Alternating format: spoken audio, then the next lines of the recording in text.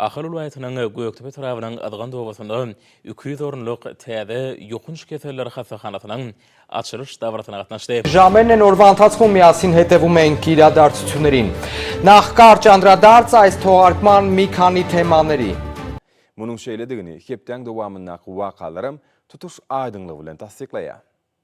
Hepsi kapaklarından çıkan şifreyi kazandırıyor da okut. 400 TL'ye kadar bakiye kazan.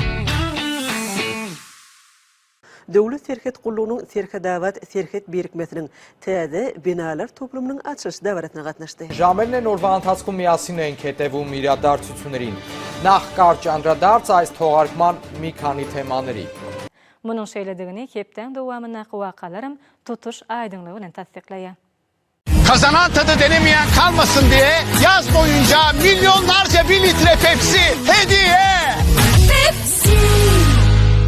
Şuun Devlet Serket Kulluğunun Serket birikmelerinin birinin tədə binalar toplumunun açılış davasına qatnaşdı. Ժամն է, ես եւ իմ գործընկերները ողջունում ենք ձեզ։ Օրվա նորություններին ծանոթանանք նախ համառոտ։ Tutuş aydınlığı ile tasdiklaya.